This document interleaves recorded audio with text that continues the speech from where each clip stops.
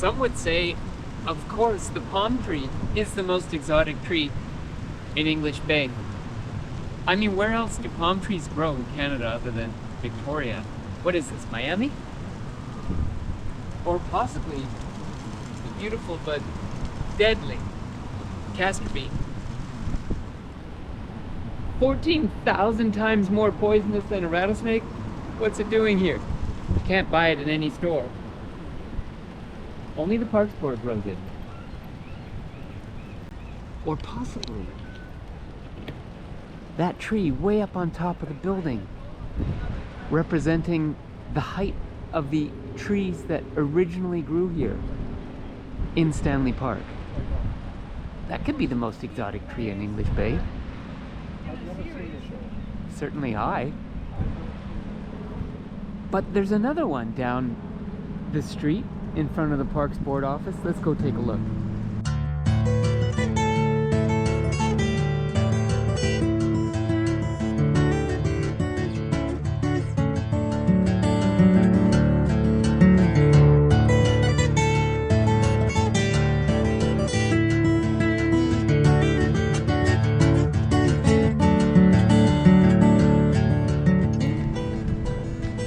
Here we are in front of the head office of the Vancouver Parks Board, tucked away on Beach Avenue, the very last building before Stanley Park. And growing in front of it is one of the biggest sequoias that I know of in Vancouver. Massive freaking tree. I think it goes up about 25 meters.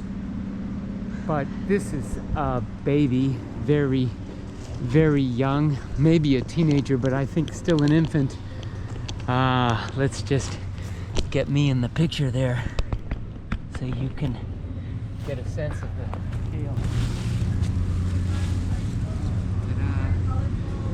All right, what a perspective.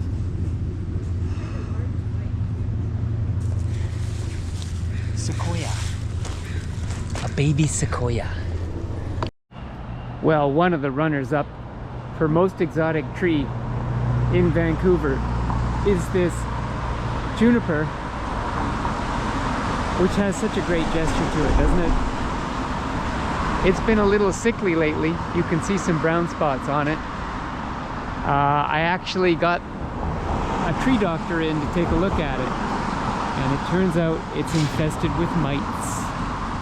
So I think they're gonna come up with some kind of treatment to kill the mites. Beach Towers has killed many of the plants that I planted here in this garden and many others on the property. 35 beds, most of them killed. But if you walk through this pine forest here that has been abused terribly by the gardeners, not much else is happening except skimmia and hydrangeas. If you look over the wall here, in the distance you will see a bright pink tree they just can't kill.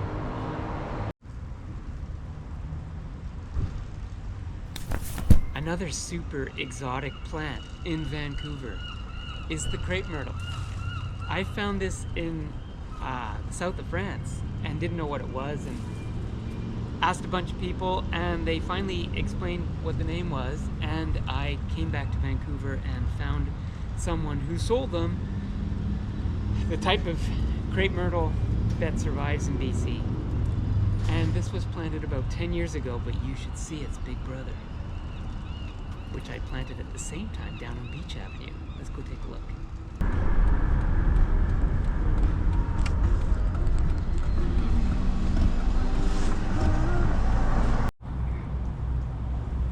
Down on Beach Avenue, the most exotic tree in all of Vancouver is right on Beach Towers property. This crepe myrtle I planted 10 years ago, and it's, despite their efforts to kill it, thriving. It must have doubled in size since last year. The palm tree behind it I planted too, they can't kill that. And also, the fig, this giant fig tree, is one of the most amazing figs I know, because in Vancouver, our short summers generally don't work for fig trees. Their fruit ripen way too late. for eating. But this one normally produces figs as big as your fist in late June. And I planted it below this balcony so that as my fantasy goes, you walk out on this terrace, you reach out over the balcony and help yourself to a fig. Yes, the fantasy worked, even though the garden is a mess. Frickin' disaster. But look at that crepe myrtle. Bam, what a pink. And wait till you see its mature size.